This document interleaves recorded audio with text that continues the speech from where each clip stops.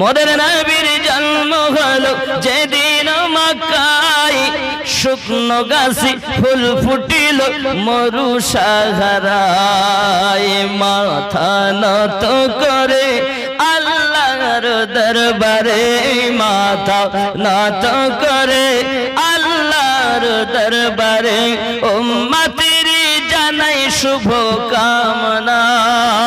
মাগো তোমার লালের নাই তুলনা, জোরে কন্যা সুবহানাল্লাহ।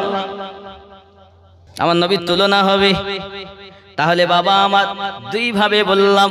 3 নাম্বার, আল্লাহ পাক সৃষ্টি করেছেন ফু দিয়ে সন্তান। কি দিয়ে? ফু দিয়ে। আল্লাহ পাকের ফেরেশতা জিবরিল আমিন এলেন, আম্মা মারিয়ামের কাছে ফু দিলেন আর বললেন আমি আপনার সুন্দর সুতরা বাচ্চা দেব। বাচ্চা কি জিবরিল দিতে পারে? বলেন না, আল্লাহ সন্তান দেয়, কিন্তু জিবরিল বলছেন আমি দেব। বোঝা গেল আল্লাহ যদি ক্ষমতা দেয়, বাবা আমার ফেরেশতারাও সন্তান দেয়। জোরে বল। আল্লাহর দেওয়া ক্ষমতায় জিবরিল এসে ফু দিলেন, নাক দিয়ে ফুটা চলে গেল। মা মারিয়াম গর্ভবতী, একটি সন্তান আগমন করলেন, নাম তার ঈসা পয়গম্বর। জোরে বলুন। 3 ভাবে হলো, ডাইরেক্ট মাটি, হাড্ডি আর ফু দিয়ে। 4 নম্বরে আমরা দুনিয়ার জমিনের মানুষ সৃষ্টি, কেউ ডাইরেক্ট মাটি থেকে নয় রে বাবা, আব্বা এবং মায়ের শুক্রাণু আর ডিম্বাণু থেকে। বিজ্ঞানও সেটা আপনার কিনা সমর্থন করেছে, মেনে নিয়েছে বাবা। কেউ আপনার ডাইরেক্ট মাটি থেকে নাও বাবা। আবার এই দেখা গেল আমার আব্বা এবং মায়ের শুক্রাণু আর ডিম্বাণু থেকে সৃষ্টি। তাম পৃথিবীর মানুষ হলো সৃষ্টি। অনেক সময় অনেকে বলে হুজুর আমরা তো মানুষকে দাফন করার সময় কবরে মাটি দেই আর বলি মিনহা খলাকনাকুম, এই মাটি থেকে তোমায় সৃষ্টি করা হয়েছে, ওয়া ফিহা নুঈদুকুম, এই মাটিতে তোমায় দাফন করা হলো, ওয়া মিনহা নুখরিজুকুম তারাতান উখরা, আবার এই মাটি থেকে পুনরুদ্ঘাটন করা হবে তোমায়। এই সোনা মানিকেরা, এই মিনহা খলাকনাকুম, এই মাটি থেকে তোমার সৃষ্টি। এই আয়াতের ব্যাখ্যায় তাফসীরকারগণ লিখেছেন, রাইসুল মুফাসসিরিন হযরত আব্বাস রাদিয়াল্লাহু তাআলা আনহু তিনি লিখেছেন। বড় বড় মুফাসসিররা তাফসীরে তাবারীর মধ্যে লেখা হয়েছে, এই সোনা মানিকেরা আমার তাফসীরে দুরুল মানসুরের মধ্যে লেখা হয়েছে, এই যে মিনহা খলাকনাকুম আয়াতের ব্যাখ্যায় আব্বা আমার ওইখানে বলা হয়েছে তোমাকে সৃষ্টি করা হয়নি, তোমার বাপকে মাটি থেকে সৃষ্টি করা হয়েছে। তুমি যেহেতু তার আওলাদ, তাই তোমাকে বলা হচ্ছে, জোরে কন্না সুবহানাল্লাহ। মিনহা খলাকনাকুম, ওইখানে লেখা আছে আবাউকুম, বাবা তোমার বাপকে সৃষ্টি করা হয়েছে। জোরে বলো। এতদিন শুনেছেন মাটি থেকেই তৈরি, মিনহা খলাকনাকুম। এই তাফসীর তো আমিনউদ্দিন করলে হবে না। পূর্বের সুরে ওলামায়ে কেরাম বলছেন তোমার বাপকে মাটি থেকে তৈরি করা হয়েছে, যার নাম আদম আলাইহিস সালাম। 40 মতান্তরে 56 মন মাটি থেকে যে ডাইরেক্ট সৃষ্টি হয়েছে। জোরে বলুন। তাহলে 4 ভাবে হলো। 5 নাম্বার, নূর থেকে আমার আল্লাহ আমাদের নবীকে সৃষ্টি করেছেন। জোরে বলেন। অনেকে বলবেন যে আল্লাহ ফু দিয়ে তৈরি করতে পারেন, যে আল্লাহ হাড্ডি থেকে দেহ তৈরি করতে পারেন, সে আল্লাহ আলো থেকে পারেন না? কথা বলেন না কেন? আল্লাহ কোরআনে মাজিদে বলেছেন, কদ জাআকুম মিনাল্লাহি নূর ওয়া কিতাবুম মুবিন। অনেকে বলেন হুজুর যদি নূর হয় তো বিয়ে শাদী করলেন কেন?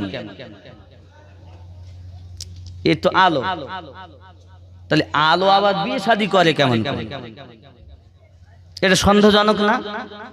নবী যদি আলো হয় তা আলো আবার বিয়ে শাদী করতে পারে? তাহলে হয় তোমার আলোটা ঠিক, আর নইলে যদি আলো হয় তাহলে বিয়ে হবে না, আর বিয়ে যদি হয় তাহলে আলো হবে। ঠিক কি না?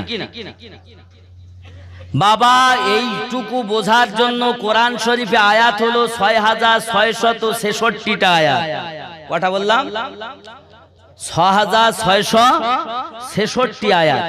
এই 6666 আয়াতের মধ্যে খালি একটি আয়াত হলো আল্লাহ পাক বলেন, নবী আপনি বলুন কুল ইন্নামা আনা বাশারুম মিসলুকুম ইউহা ইলাইয়া।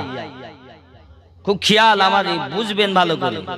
কোরআন সবাই তেলাওয়াত করে, নামাজ তো সবাই পড়ে, কিন্তু আকীদা আগে ঠিক করে।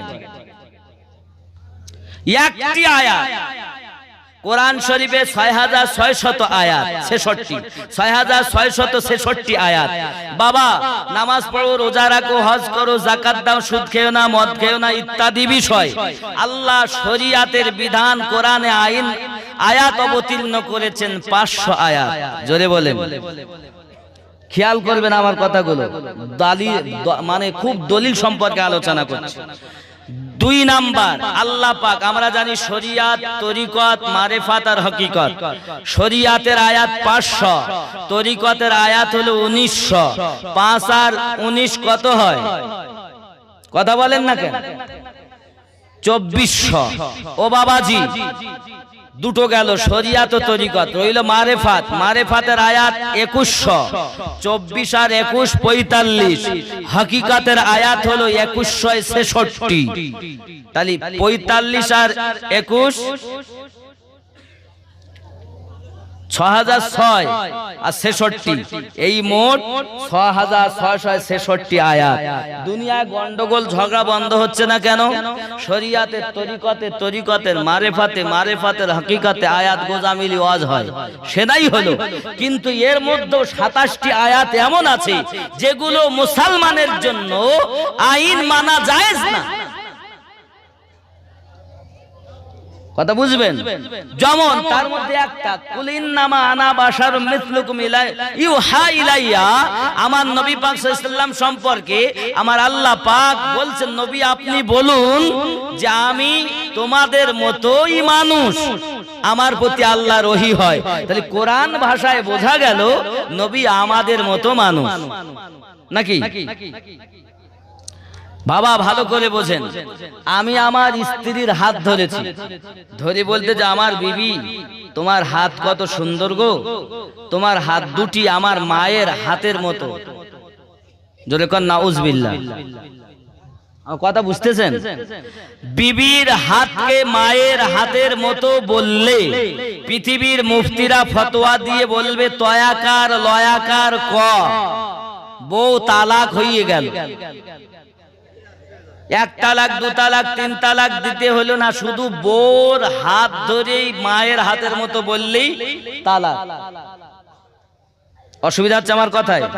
তাহলে স্ত্রীর হাত মায়ের হাতের মতো বললে তালাক হয়, আমার নবীকে আমাদের মতো বললে ঈমান চলে যায়। কেন?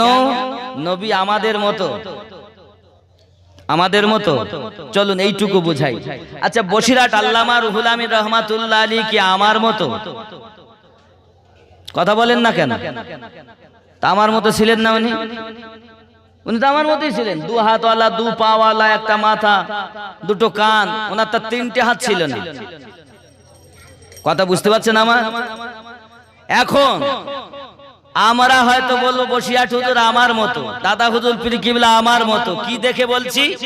2 হাত 2 পা। আমার নবীকে তেমন দেখে বলছে নবী আমাদের মতো। এখন বসিরহাট হুজুর রহমাতুল্লাহ আলাইহির সঙ্গে দাদা হুজুর পীর কিবলা রহমাতুল্লাহ আলাইহির সঙ্গে আমিনউদ্দিনের তুলনা করা যাবে না কেন? তার তো একটা কারণ আছে না? নাই? বুঝবেন ভালো করে। কেন? এনারা আল্লাহর সলিহিন বান্দাদের অন্তর্গত। কি বান্দা? ভালো করে বুঝবেন। কোরআন শরীফে আল্লাহ বলেছেন 4 জায়গায় প্রাইজের কথা। বিসমিল্লাহির রহমানির রহিম। উলাইকাল্লাযী আন'আমা আল্লাহু মিনান নাবিয়্যিন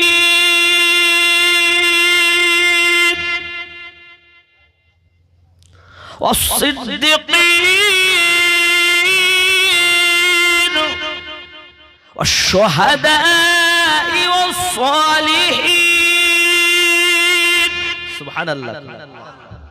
আমি আল্লাহ প্রাইজ দিচ্ছি 4 জায়গায়, নবীনদের প্রতি, সিদ্দিকিনদের প্রতি, শহীদদের প্রতি আর সলেহিনদের প্রতি। এই সলেহিনের বাংলা মানেই হলো নেককার ব্যক্তি। বসিরহাট হুজুর নেককার ব্যক্তি, দাদা হুজুর পীর কেবলা নেককার ব্যক্তি। তাই আল্লাহ পাক তাদের পাওয়ার দিয়েছেন, তারা সলেহিনদের অন্তর্ভুক্ত। আমিনউদ্দিন যতই মৌলবি হোক তাদের মতো হতে, কথা বোঝা যাচ্ছে না? আমার কথাগুলো ব্রেনে ঢুকান। আমার কথা যদি আপনি ব্রেনে ঢুকাতে পারেন, ওয়াজাত কুজাত এসে আপনার ঈমান নষ্ট করতে পারবে না।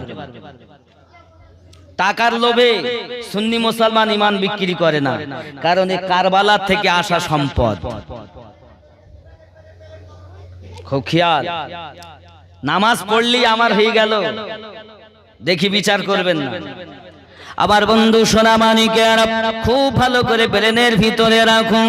আল্লামা রুহুল আমিন রাহমাতুল্লাহ আলাইহি আমিনউদ্দিনের মতো বলা যাবে না, দাদা হুজুর পীর কিবলাকে আমিনউদ্দিনের মতো বলা যাবে না।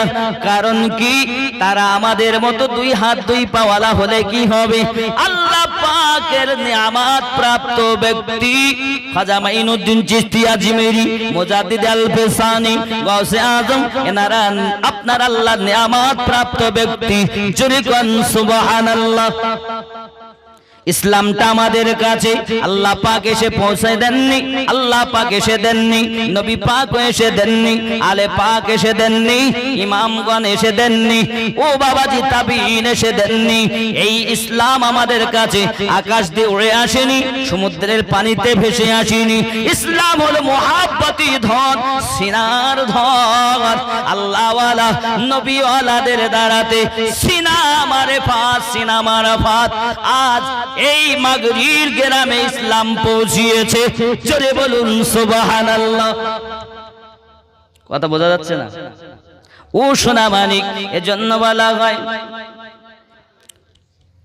খাজা তোমার নামটি মাজা জপি দিবস রজনী, মাইনুদ্দিন নাম খানি। জোরে বলুন। খাজা তোমার নামটি মাজা জপি দিবস রজনী, মাইনুদ্দিন নাম খানি। জোরে বলুন। তোমার নামে মালা গেথে কাটাবো জিন্দেগানি, মাইনুদ্দিন নাম খানি। আর জোরে। হিন্দালি গরিব নওয়াজ তুমি আতা এ রাসূল,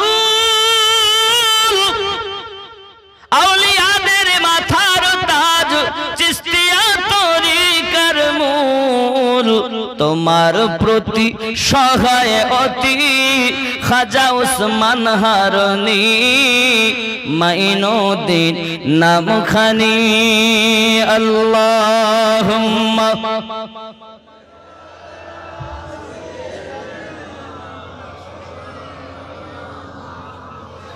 وعلى آل سيدنا। আমার বন্ধু বাবাজি সোনামানিকের খুব ব্রেনের ভিতরে রাখুন। তাহলে আল্লামা হুজুরকে আমার মতো বলা যাবে না, দাদা হুজুরকে আমার মতো বলা যাবে না। আমার আল্লাহ বলছেন, নবী আপনি বলুন, কুল ইন্নামা আনা বাশারুম মিসলুকুম ইউহা ইলাইয়া। নবী গো আপনি বলুন, আমি তোমাদেরই মতো একজন মানুষ, আমার প্রতি ওহী অবতীর্ণ হয়। ওরে আমার সোনামানিকের, বোঝা গেল কোরআন দ্বারাতে নবী আমাদের মতো মানুষ। এদিকে দাদা হুজুর আমিনউদ্দিনের মতো হচ্ছে না, কিন্তু নবী আমাদের মতো হচ্ছে।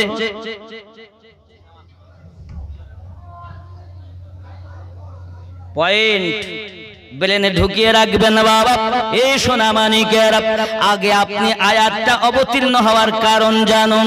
যদি আপনি আয়াত অবতীর্ণ হওয়ার কারণ ওই চোর মৌলবীগুলো যদি আপনাদের কাছে তুলে ধরতো রে বাবা, কোন ব্যক্তি আজ পর্যন্ত নবীকে আমাদের মতো বলতে সাহস পেত না। আয়াতটা কেন নাজিল হলো? এ যুবকেরা আমার খুব ভালো করে বোঝেন।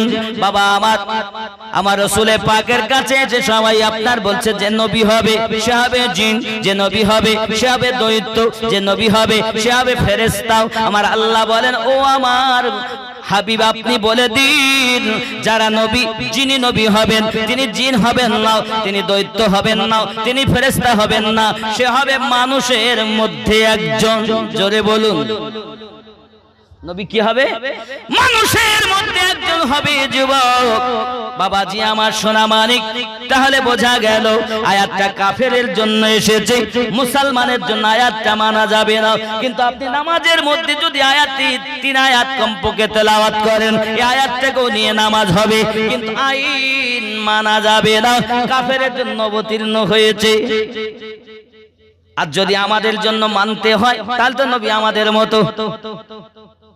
নবী কি আমাদের মতো? যুবকরে শুধু তাই নয়, আরো একটুখানি দেখুন 6666 আয়াতের মধ্যে শুধু একটি আয়াত এসেছে, তাও আয়াতের শেষ অংশে বলা হয়েছে ইউহা ইলাইয়া, আমার প্রতি আল্লাহর ওহী অবতীর্ণ হয়। ওরে বাবা, এক শ্রেণীর মৌলবীরা ওয়াজ করে বলে আমার নবী পাক কিছুই জানতেন না, জিবরিল আনতেন বলে জানতেন। আমি বলো বন্ধুরে, তোমার কথাটা ঠিক আছে, তবে আরো একটুখানি বোঝার চেষ্টা করো। ওহী 2 ভাগে বিভক্ত। ওহী কয় রকম? 2 ভাগ। একটা হলো ওহিয়ে মাতুলু, আর একটি হলো ওহিয়ে গায়ের মাতুলু। বাবা ওহিয়ে মাতুলু সেটা হলো ডাইরেক্ট, ওহিয়ে গায়ের মাতুলু সেটা হলো আপনার কিনা ইনডাইরেক্ট। এ বাবাজি আমার খুব ভালো করে ব্রেনের ভিতরে রাখতে হবে। সুন্নি আকীদার কথা বলতেছি, যার আকীদা ভালো, যার ঈমান ভালো, যার ঈমান ভালো তার আমল ভালো, যার ঈমান নাই তার আমলের কোনো মূল্য নাই। বাবাজি আমার যেমন আমল বিহীন মেঘবিহীন, বৃষ্টিবিহীন মেঘ যেমন, ঈমানবিহীন আমল তেমন। ঈমানবিহীন আমল তেমন। ঈমান বাবাজি আগে প্রয়োজন ঈমানদার হওয়া। ঈমান কাকে বলে? বাবা আমার একটুখানি বোঝানোর জন্য আমি আপনাকে ওহী 2 ভাগ এখানে রাখলাম। পিছিয়ে চলুন একটুখানি, আমরা কাবার দিকে ফিরে নামাজ পড়ি, মনে করে আল্লাহকে সেজদা দেব, আল্লাহকে ডাইরেক্ট সেজদা দেব। বাবা আমার আল্লাহর নবী ইব্রাহিম খলিলুল্লাহ ইসমাইল জবিউল্লাহ তৈরি করলেন একটা ঘর, নাম হয়ে গেল আল্লাহর ঘর। নবী ইব্রাহিম মানুষ তো নাকি না জিন? মানুষ। বাবা মানুষ বানাচ্ছে আল্লাহর ঘর, আশ্চর্য কথা না? আবার এই মানুষ বানিয়েছে ঘর, নাম দেওয়া আছে মসজিদ। মসজিদ ও বাইতুল্লাহ, মসজিদ হলো আল্লাহর ঘর। ওরে বাবা, আবার এই মানুষে ঘর বানালো। কার ঘর বলে? মেম্বারের। কার ঘর? ইমাম সাহেবের। কার ঘর? মসজিদের। কার ঘর? অমুক সাহেবের। বাবা এই মানুষ বানায় আল্লাহর ঘর হয়, এই মানুষ বানায় বাইতুল্লাহ হয়। কি রহস্য রে বাবা! এ যুবকেরা, এই সোনামানিকেরা, আমরা কাবাকে আল্লাহ আপনার কাবাকে সেজদার মালিক মনে করি না, সেজদা করি আমার আল্লাহকে, কিন্তু কাবাকে টার্গেট করে আমরা সেজদা করি। পৃথিবীতে যদি দুনিয়ায় কোনো মানুষ আল্লাহকে ডাইরেক্ট সেজদা দেবে মনে করে, জিন্দেগিতে দিতে পারবে না। আল্লাহকে সেজদা দিতে গেলে কাবাকে টার্গেট বানিয়ে সেজদা দিতে হয়। এই বোঝা যাচ্ছে আমার কথা? তাহলে এরা ডাইরেক্ট বলে কেন? চোখ স্বয়ং সেজদা কেবলাকে টার্গেট করে আল্লাহ সেজদা দিতে হচ্ছে। আল্লাহর পরিচয় নবী পাকের মাধ্যমে পাওয়া যাচ্ছে। শুধু তাই নয় সোনামানিকেরা আমার, আরো একটুখানি এগিয়ে দেখুন, তাহলে ওহী হলো আপনার 2 ভাগে বিভক্ত। একটি হলো গায়ের মাতুলু, আর একটি হলো মাতলু। আব্বা আমার কোরআন শরীফের আয়াত যখন যে পরিস্থিতিতে অবতীর্ণ হয়েছে, আমার নবী জিবরিল আমিনের সঙ্গে তেলাওয়াত করেছেন। আরো জোরে কন্না সুবহানাল্লাহ। আয়াতে কারিমা আমার নবী তেলাওয়াত করে, যখন যে আয়াতে এসেছে রাসূলুল্লাহ তেলাওয়াত করেছেন। কিন্তু কোরআন শরীফের মধ্যে এমনও কিছু আয়াত আছে যাকে হুরুফে মুকাত্তাআত বলা হয়, যেমন আলিফ লাম রা, যেমন আলিফ লাম মিম, ইয়াসিন, কাফ হা ইয়া আইন সাদ। জোরে কন্না সুবহানাল্লাহ।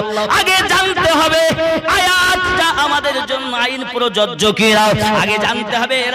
এই আয়াতের আইনটা মুসলমানের জন্য রহিত হয়েছে কিনা আগে জানতে হবে। কোথায় অবতীর্ণ হলো, কি কারণে অবতীর্ণ হলো, যত সময় না বলা যাবে তত সময় মানুষ খালি কোরআন শরীফ শুনে পথ পাবে না রে বন্ধু। আগে তার কারণগুলো বলতে হবে। এখন অনেক জায়গায় তাফসীরে কোরআন মাজিদের মেহফিল হয়, কিন্তু ওরা আয়াত পড়ে আর মানে করে কেন নাজিল হলো, কি কারণে হলো, এই আয়াতটা আমাদের জন্য গ্রহণযোগ্য কিনা এ কথা কেউ বলে না। বলে বলে এই জন্য পথ পাচ্ছে না। বন্ধুরে আমার ভালো করে বুঝুন, এই আয়াতে কারিমা আমার রাসূল পাক সাল্লাল্লাহু আলাইহি ওয়াসাল্লামের প্রতি অবতীর্ণ। যেমন বাবাজি আমার খুব সারমর্ম আপনাদের বোঝাই। প্রথম সূরা ফাতিহা আপনি খুললেন, পরে সূরা আল বাকারা প্রথমেই পাবেন আলিফ লাম মিম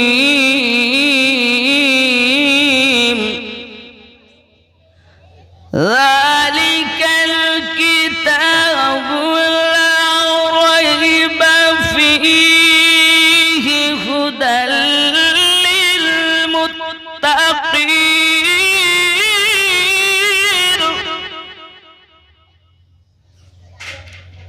যালিকাল কিতাবু লা রাইবা ফীহি, এই এমন একটি কিতাব যার ভিতরে কোনো সন্দেহের অবকাশ নেই। হুদাল লিল মুত্তাকিন, মুত্তাকিনদের জন্য পথ প্রদর্শক, মুমিনের জন্য পথ প্রদর্শক। মুমিন কাকে বলে, ঈমানদার কাকে বলে? কোরআন পথ দেখাবে মুমিনকে, মুমিন যে নয় তাকে পথ দেখাবে না।